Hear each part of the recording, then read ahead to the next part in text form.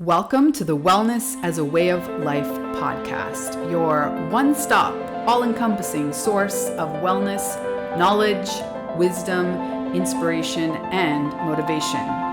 Here we teach you why not all wellness trends are for you, how to figure out which ones are, how to best adapt them for your personal wellness toolbox, and how ultimately to integrate your wellness practices so fully that they become to feel like brushing your teeth.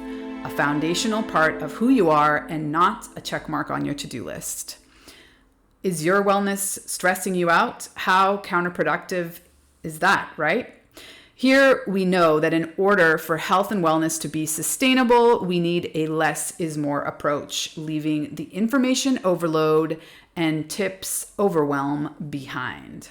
I'm your host, Megan Swan, creator of the Wellness as a Way of Life course and the Sustainable Integrated Wellness Approach.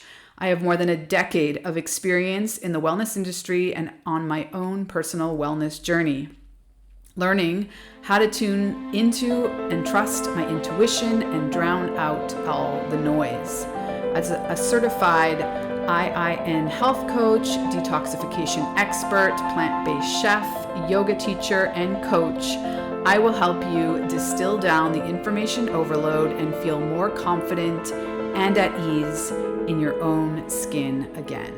So let's swan dive in. Welcome back to Wellness as a Way of Life. This week, I'm going to do a deep dive on the number one pillar in my 6 pillars of optimal wellness system, which is sleep. So, why is sleep so important? Well, it is essential for learning, memory, creativity, growth, healing, and disease prevention.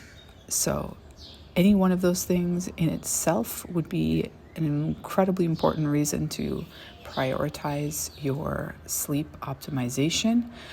But I'm really going to focus on it being this ritual. Maybe let's reframe it to be this desirable thing. It's a beauty ritual. It's a ritual to maximize and solidify any growth, optimization, expansion, self-improvement. And one of the most powerful is healing. And it's not just physical healing. Sure, when we have, a major injury or even just like a cut on our finger, getting enough sleep is essential for the deeper levels of healing, of repair, of cell growth and repair. But when we're talking about emotional healing, spiritual healing, mental healing, it's the same thing. This is the time of day that the body prioritizes the in-depth work that is required for us to repair, to optimize, to heal, to grow, to expand. It is essential. I love it. Changed my life when I made sleep a non-negotiable priority. And I'll just speak for myself, but really it was this progression of, when you move out on your own and finally you're in charge of when you go to bed and you're also moving into the partying scene, like sleep is not cool. And we can adapt. We are incredibly capable of adapting to living with less sleep. That is not to say that we are operating at optimal speed, at optimal function. And this was not crystal clear to me. I think as a 20-something, 30-something, there was all these reasons that I woke up feeling not well rested, more around alcohol and staying out late and partying and clubbing and all that. It wasn't until post-motherhood hit me and I was coming to terms, or so I thought, to the fact that my sleep had changed forever, that 5 hours a night solid sleep was considered a good night's sleep.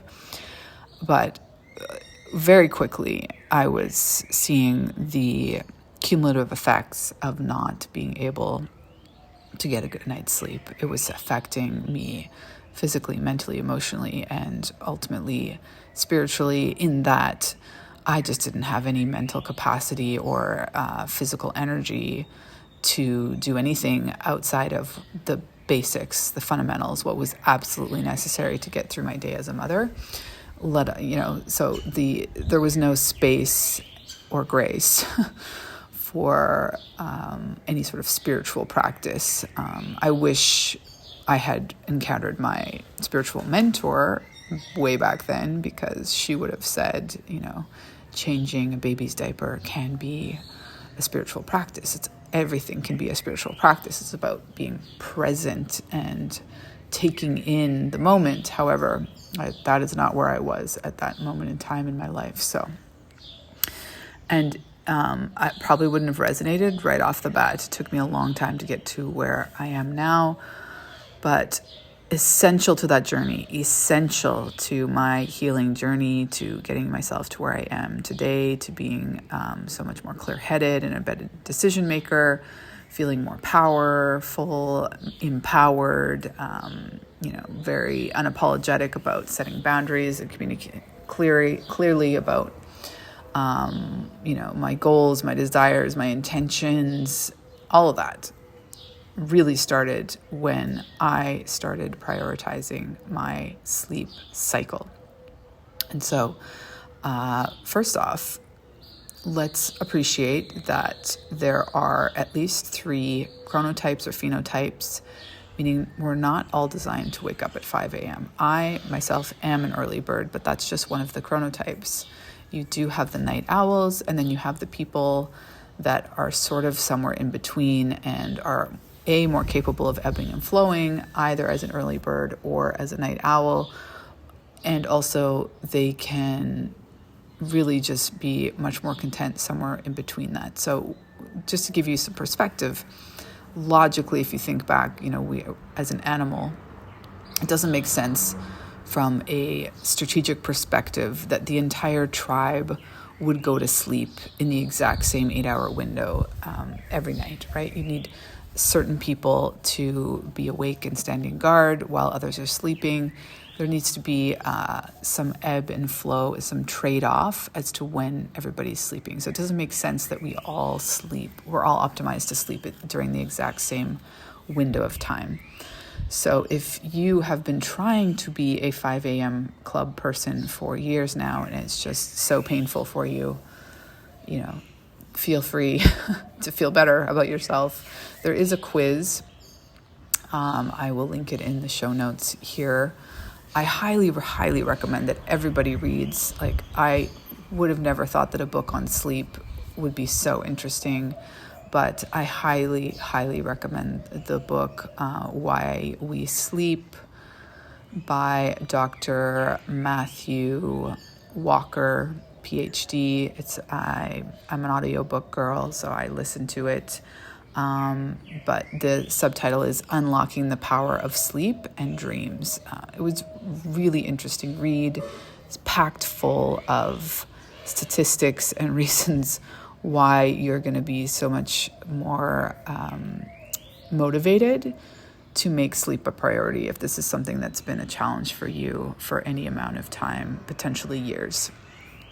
So, a little example out of Matthew Walker's book is that only after 1 week of sleeping only 4 hours a day, it causes dramatic changes in our immunity. It puts us in a pre-diabetic state with higher blood sugar levels, decreased hormones, and 70% decrease in all our quote-unquote natural killer skills that are critical to a healthy functioning immune system.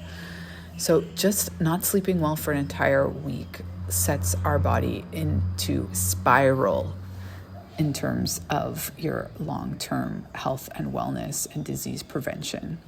Sleep deprivation results in differently focused weight loss. The body will hoard fat and burn muscle in a sleep-deprived state. So this is key to understanding when we are, this is one of the reasons that when people work with me, I mostly work with women, but not always. I love working with men as well. As we get older, we tend to have this sort of roundness around the middle, and there's a lot of reasons that could be. But one of them I think is very much understudied, less understood, and lack of focus is the role of stress, spiking our cortisol, and sleep deprivation also spikes our cortisol. All of this kicks our body into this hoarding mode, meaning you're sitting in a low fight or flight. And when we're in fight or flight, the body believes that it's essentially famine mode, or that we need to get ready to, outrun something for a long period of time, that it's a food scarcity type scenario. And therefore, biologically, your body gets ready to hoard fat and to maximize the resources that it already has in your system. So potentially sleeping 8 hours, of getting your sleep back on track, prioritizing your sleep, could be a long-term weight loss management tool. I wouldn't recommend it as the only thing you're doing, but if you're not able to get a good night's sleep consistently, it is definitely impacting your system. And I think immunity is the number one thing to consider. Then, all of the higher level ideal states that we want to be optimizing, meaning learning, memory, creativity, growth, healing, disease prevention, and immunity is, I feel like, the first thing that goes. You immediately feel, more at the whim of anything minor that could be coming on. We all know we just don't physically feel our best when we don't get enough sleep. So a little bit more on sleep deprivation. It also results in food cravings. You tend to eat 200 to 400 more calories a day. This is for two reasons. Brain chemistry is altered with a decrease in leptin. That signals your brain that you are full, and an increase in ghrelin, which signals the brain that you are hungry. Body is in stress mode when you're in sleep deprivation mode. Therefore, it's not only you're craving more food, it's like, what are you craving? You are craving heavy carbs, sugar, and salt, so that the food choices ultimately also end up being poor, and you're eating more of them. So if you look at that over time, you could be eating up to 1,400 more calories a week just because you're not getting enough sleep for your body. So that is often like a really big factor as we age, because most of us find getting a good night's sleep more challenging as we age. It could be for a discomfort of something you're dealing with. It could be, parenthood. It could be just all sorts of other things that are interfering with our ability to get a better sleep, work, stress, it. This is a fascinating statistic from Matthew Walker's book. There are 24% more heart attacks the day after daylight savings when we all get 1 hour less of sleep. Wow, 24% more heart attacks just with 1 hour less of sleep. That is massive. So let's rewire it. Sleep is not laziness. Sleep is strategic for your short and long-term health and well-being. Lack of sleep also affects our addiction centers for those of us who are in recovery, similar to cravings, of course, but revving up our hedonic desires and impulsivity and decreasing our risk aversion. So we just make better decisions when we're well rested. I think we can all attest to that. And sleep deprivation is cumulative. Contrary to popular belief, you cannot make it up later in life. You really, really, really cannot make it up later. So this is why you need to prioritize it now as your number one strategy for optimizing your wellness. The amount of sleep we need does oscillate over time, the different stages in our lives, but in general, as adults, we are a dramatically sleep-deprived population as we squeak by on less than 8 solid hours a night. Babies, moms, you probably know this, need 16 plus hours. Children need 12 plus. I am constantly prioritizing my kids' sleep, meaning if I can't find a sitter and I'm not taking my kids to a situation where they're not going to be able to go to bed at least within 30 minutes of the desired time, which in our house is 8 p.m. So they're getting just enough. They're not really even maximizing. They tend to get minimum 10, sometimes 11, but really 12 would be ideal. We'll see how much that kicks up. I can already sense that my oldest is moving into adolescence, and adolescents need 14 plus hours, adults 8 plus, elderly 8 plus. So it's also a myth that as we are in the later stages of life that we need less sleep. Again, it just becomes more an issue that there's things that are keeping us awake. It is not that we don't need the sleep. It is shown, in fact, with elderly that their decrease in rest and restore quality sleep is directly causal to their deterioration in their health. So this is why when someone is elderly or fighting a disease, they're sick, like it is very counterintuitive. And this is one of my many criticisms of Medicine 2.0. The hospital scenario situation is not conducive to 8 hours of solid rest and restore sleep. And it is the most essential natural tool we have when you're fighting something off to getting a good night's sleep. So things that are related to sleep deprivation, depression, as I can attest to as a new mom, I was definitely in a depressive state, not getting enough sleep. Brain fog, that too, memory loss. I think so many new moms think that like the pregnancy brain thing carries on, but it's all to do with sleep deprivation. Low energy, of course, weakened immune system. So just very quickly to wrap up this little burst of motivation as to why you need to prioritize your sleep as your number one health and wellness tool. Some ideas in terms of how you get better sleep. I work a lot with clients on their bedtime routine, being more intentional about that, and I'm more than happy to give you some ideas. Some quick ones are decide on a set bedtime. We are usually as adults more concerned about the hour that we're waking up and setting an alarm. Set an alarm to go to bed at the same time every night. So powerful, so supportive of our biorhythms. Having a digital buffer. So turn your phone off or put it on airplane mode at least 30 minutes before you want to go to bed.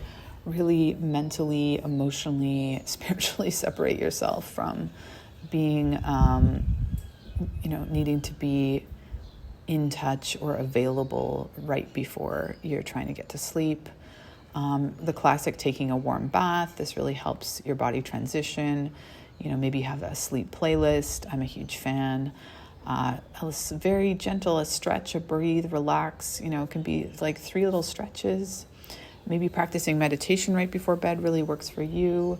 Reading a good book, obviously a classic, actual book, not a screen if possible. And kind of just leaving the bedtime tea off to the side. So many people are drinking these bedtime teas, and that's the reason they need to get up to go to the bathroom at 3 a.m.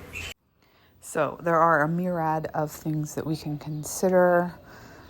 Caffeine intake during the day, alcohol in the evening, bedtime routine, morning routines, the level of exercise, our biorhythms, digestion. There are so many factors, but ultimately it is a really personal decision, what you're going to focus on and how you want to optimize it in a way that feels aligned to who you are, how you want to live your life, and ultimately what your lifestyle requires at this moment in time. So I will leave you with that in terms of musings on the importance of sleep.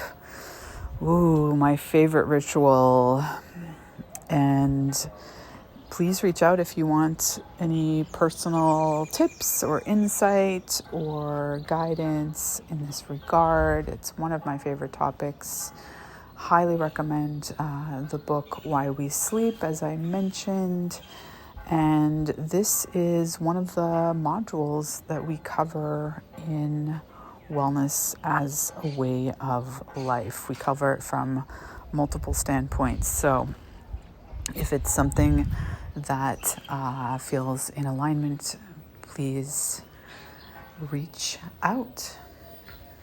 Signing off from another wellness whisper from my rooftop. The sun is now way up.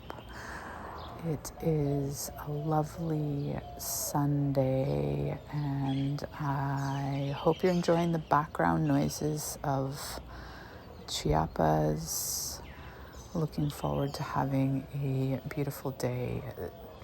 Sunrise high fives are one great way to ensure that you are triggering your circadian rhythms to get a really good night's sleep. That is to say, try to get some fresh air and direct sunlight into your eyes before 9 a.m. in order to get a good night's sleep. Thanks again for listening to the Wellness as a Way of Life podcast. As you know, we love bringing you valuable content that helps you improve your wellness. This podcast is sponsored by the Wellness as a Way of Life course. The course experience is the ultimate and only wellness course you need to have in your back pocket. If you're looking to feel more confident and at ease in your own skin with consistent energy, this course is the perfect solution for you. And the best part, as a listener of the podcast, you'll get an exclusive discount on the course. Just use the promo code WELL4LIFE at checkout to receive 10% off of your purchase. That's capital W, ELL, the number 4, capital LIFE at checkout. 8 incredible women have taken the Wellness as a Way of Life course and can attest to the massive value it provides. Consisting of 60 plus audio lessons, a dozen videos, the Wellness as a Way of Life workbook, and the Wellness as a Way of Life daily tracker, menus, playlists, readings, and the Megan Swan Wellness Resource Vault. It makes it the most comprehensive, less is more holistic wellness course on the market. So if you're ready to take your wellness skills to the next level, head over to the website linked here in the show notes and enroll in the Wellness as a Way of Life course today.